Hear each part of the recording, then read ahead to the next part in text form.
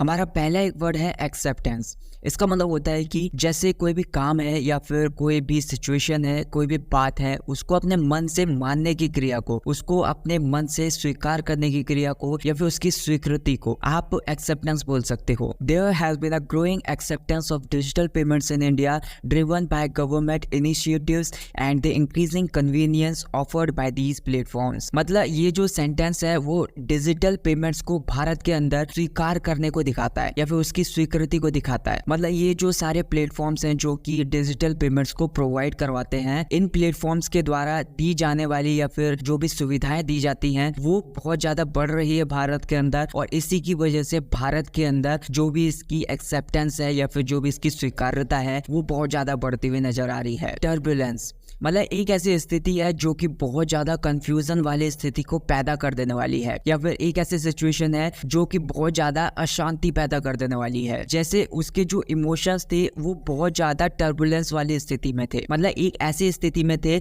जो कि बहुत ज्यादा अशांति भरी थी, बहुत ज्यादा कंफ्यूजन पैदा कर देने वाली थी जब उसने एक अनएक्सपेक्टेड न्यूज सुनी। The Indian fintech industry is experiencing some turbulence due to regulatory changes and increased competition. मतलब जो भी इंडियन फिनटेक इंडस्ट्री है वो बहुत ही ज्यादा अशांति वाली एक स्थिति को महसूस कर रही है, उसको फील कर रही है। मतलब वो बहुत ज्यादा कुछ अच्छी नहीं चल पा रही है। जो भी रूल्स हैं उनमें जो चेंजेस आए हैं या फिर जो भी कंपटीशन बढ़ता हुआ चला जा रहा है इस चीज की वजह से। स्क्रूटिनी मतलब एक ऐसी स्थिति है जिसमें किसी चीज के ऊपर या फिर कोई भी काम है उसके ऊपर बहुत ज्यादा बारीकी से काम किया जाता है, उस पर बहुत ज्यादा बारीकी से ध्यान दिया जाता है या फिर उसकी बहुत ज्यादा बारीकी से जांच पड़ताल की जाती है। जैसे एक जगह पर क्राइम हो गया था तो पुलिस उस जगह पर पहुंची जहां पर क्राइम हुआ था और उसने बहुत ज्यादा बारीकी से जांच पड़ताल की या फिर बहुत ज्यादा बारीकी से उस सिचुएशन पर ध्यान दिया ताकि कोई सुराग मिल जाए। Paytm's financial transactions are under scrutiny by regulatory authorities following concerns about data privacy and compliance। मतलब डेटा प्राइवेसी को लेकर और जो भी रूल्स है, जो भी नियम है, उनका पालन ना करने की वजह से इस बारे में चिंताओं के बाद जो भी पेटीएम की फाइनेंशियल ट्रांजैक्शंस हैं रेगुलेटरी अथॉरिटीज के द्वारा बहुत ज्यादा बारीकी से जांच पड़ताल वाली स्थिति में है या फिर बहुत ज्यादा बारीकी से उन पर ध्यान देने वाली स्थिति में है। शेप अप मतलब ये फ्रेजल वर्ब है, मतलब किसी चीज में सुधार लाना जो कि बिगड़ चुकी है, कोई सिचुएशन भी हो सकती है या फिर कोई भी चीज हो सकती है, उसमें विकास करना, उसमें सुधार करना। जैसे इस साल मेरा जो बगीचा है वो रियल में बहुत अच्छी तरीके से आकार ले रहा है, मतलब वो बहुत अच्छे तरीके से शेप अप कर रहा है, या फिर ऐसा बोल सकते हो वो बहुत अच्छे तरीके से फल फूल रहा है। उसमें जो भी फल हैं वो बहुत अच्छे तरीके से आ रहे हैं और जो खेती हो रही है वो बहुत अच्छे तरीके से हो रही है। The new team is shaping up well मतलब जो एक नई टीम है वो एक अच्छा आकार ले रही है, मतलब वो एक बहुत ही अच्छे तरीके से परफॉर्म कर रहे हैं या फिर एक ऑर्गेनाइज्ड वे में परफॉर्म कर रहे हैं। एंटाइटल जैसे कोई भी पर्सन है उसको कोई काम करने का या फिर कोई भी चीज करने का हक देना, उसको उसका अधिकार देना या फिर परमिशन देना। मतलब जैसे वो जो कंपनी है अगर कोई भी कस्टमर उस कंपनी से कोई भी प्रोडक्ट खरीदता है तो वो कंपनी उस कस्टमर को उसके पैसे वापस करने का अधिकार देती है या फिर परमिशन देती है या फिर उसको हक देती है। Paytm users are entitled to a certain number of free transactions per month depending on their account type. मतलब जो भी पेटीएम के यूजर्स हैं उनके जो भी अकाउंट टाइप है उसके आधार पर, मतलब उनके अकाउंट टाइप के आधार पर, खाते के प्रकार के आधार पर, मतलब हर महीने एक सर्टेन नंबर ऑफ ट्रांजैक्शन में, मतलब एक निश्चित संख्या में जो भी फ्री ट्रांजैक्शंस हैं उन कस्टमर्स को अधिकार है या फिर उनको हक है। रेफरेन मतलब जैसे कोई भी पर्सन है उसको कोई भी चीज करने से रोकना या फिर कोई भी काम करने से रोकना या फिर उसको वो काम करने से परहेज करना। जैसे आजकल पेटीएम्स के जो भी शेयर्स है वो बहुत ज्यादा डाउन चल रहे हैं, बहुत ज्यादा गिर गए हैं, इसकी वजह से ये जो सिचुएशन है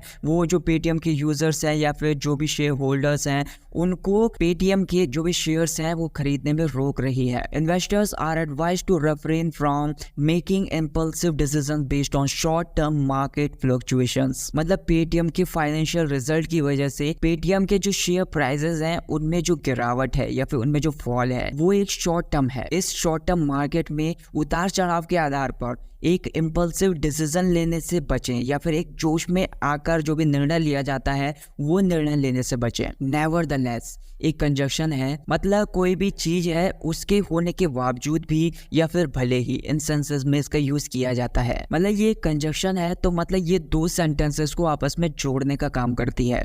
मतलब एक चीज होने के बावजूद भी दूसरी चीज होती है। जैसे लोगों को उसके ऊपर बहुत ज्यादा शक था, तो लोगों का शक उसके ऊपर होने के बावजूद भी वो अपने जो भी सपने थे उसको साकार करने में लगा रहा। The rain poured down all the day, nevertheless we decided to go on the hike। मतलब बारिश पूरे दिन होती रही लेकिन फिर भी हमने हाइक पर जाने का निर्णय लिया, या फिर एक लंबी पैदल यात्रा पर जाने का निर्णय लिया, या फिर पूरे दिन बारिश होने के बावजूद भी हमने एक लंबी पैदल यात्रा पर जाने का निर्णय लिया। एग्रीगेट मतलब जैसे कोई भी चीज है उसको एक ही चीज में मिला देना, एक ही चीज में जोड़ देना, या फिर अलग अलग चीजों को जोड़कर एक ग्रुप बना देना, एक समूह बना देना। मतलब जैसे किसानों की जो भी फसल पैदा हुई थी तो वो अलग अलग जगह पर पैदा हुई थी, तो इसकी वजह से सारी जगहों से फसल को एक जगह इकट्ठा कर दिया ताकि जो भी उसकी कीमत है वो अच्छी मिले। The aggregate value of digital transactions on Paytm platform reached a new high last month. मतलब पेटीएम प्लेटफॉर्म पर जो भी उसकी डिजिटल ट्रांजैक्शन की वैल्यू है, सारी की सारी ट्रांजैक्शंस को मिलाकर एक वैल्यू बनती है, तो वो वैल्यू पिछले महीने एक ऊंचे लेवल पर पहुंच गई थी, फ्रक्टिफाइड। मतलब कोई भी चीज है या फिर कोई भी पर्सन है वो एक सफलता से भरी हुई स्थिति से भरा हुआ है, या फिर उसकी जो भी मनोवांछित फल था उसको पाने वाली स्थिति से भरा हुआ है। Their hard work finally fructified leading to a profitable business. मतलब आखिरकार उसकी जो कड़ी मेहनत थी, उसने जो बहुत ज्यादा जी जान लगा दी थी, वो मेहनत बहुत ज्यादा सफल हुई और उसी की वजह से उसका जो बिजनेस है एक प्रॉफिटेबल बिजनेस बन गया। बीफ अप ये एक फ्रेजल वर्ब है। इसका मतलब होता है कि किसी चीज को या फिर किसी पर्सन को पहले से और ज्यादा मजबूत बना देना, या फिर उसके लेवल को पहले से और ज्यादा बढ़ा देना, या फिर उसको पहले से और ज्यादा सिक्योर कर देना, उसको बहुत ज्यादा इंपॉर्टेंट बना देना पहले से। The company plans to beef up its cyber security measures after the recent data breach. मतलब हाल ही में जो भी डेटा को लेकर उसका उल्लंघन हुआ है, तो जो साइबर सिक्योरिटी है, कंपनी के जो भी मेजर्स हैं या फिर जो भी उपाय हैं उनको मजबूत बना रही है, या फिर उनके लेवल को पहले से और ज्यादा बढ़ा रही है। मेक अ डेंट ये एक इडियम होती है। इसका मतलब होता है कि किसी चीज पर या फिर किसी पर्सन पर एक नोटिसेबल प्रभाव डाल देना, मतलब ध्यान देने योग्य प्रभाव डाल देना, या फिर कोई भी पर्सन है या फिर कोई भी चीज है उसके ऊपर एक ध्यान देने योग्य असर डाल देना, उसको बहुत ज्यादा प्रभावित कर देना। जैसे एक कंपनी थी तो उसने घोटाला कर दिया था, तो उस घोटाले की वजह से उसकी इमेज पर एक असर पड़ गया, या फिर उस घोटाले ने उसकी इमेज पर असर डाल दिया। हर passionate speech made a dent in the audience apathy. मतलब उसके जोशीले भरे भाषण ने या फिर जो भी जोश से भरे हुए उसने भाषण दिया था, इस जोशीले भाषण ने ऑडियंस की जो भी उदासीनता थी या फिर जो भी लोग उदास हो रहे थे तो उस पर असर डाल दिया, या फिर उसको दूर कर दिया, या फिर उसको बहुत ज्यादा प्रभावित कर दिया। एवलांच मतलब हिमस्खलन बोल सकते हो। मतलब पहाड़ की चोटी से या फिर ऊंची स्तर से, पहाड़ के ऊंचे लेवल से जो भी बर्फ गिरती है या फिर जो भी बर्फ का मलबा गिरता है तो उसको हिमस्खलन बोल सकते हो। An avalanche roared down the mountain side buried the village below. मतलब एक एवलांच हुआ या फिर एक हिमस्खलन हुआ जो कि पहाड़ के नीचे की साइड से हुआ था, तो उसकी वजह से पहाड़ के नीचे जो भी गांव था वो बहुत ज्यादा बिखर गया या फिर उस बर्फ के मलबे के नीचे दब गया। प्रिवेल मतलब किसी चीज में विजय प्राप्त कर लेना या फिर किसी चीज में सफलता प्राप्त कर लेना, जो भी सामने वाली पार्टी है उस पर सफलता प्राप्त कर लेना या फिर उसको जीत लेना। जैसे टीम थी वो चैंपियनशिप मैच में जीत गई या फिर उस पर विजय प्राप्त कर ली, मतलब टीम ने मैच को जीत लिया। Despite the difficulties justice prevailed in the end. मतलब कठिनाइयों के बावजूद भी लास्ट में न्याय की जीत हुई या फिर न्याय ही जीता। So that's it guys for this video guys. मैं आपके कंफ्यूजिंग वर्ड्स को जानना चाहूंगा, जिनके ऊपर भी आपको डाउट है उनको मुझे कमेंट सेक्शन में बताइए ताकि मैं उन सारे वर्ड्स को अपनी वीडियोस में लेकर आपके डाउट्स को क्लियर कर सकूं। अगर आपको ये वीडियो पसंद आई हो तो वीडियो को लाइक कर देना, चैनल को सब्सक्राइब कर देना। Thank you so much for watching this video.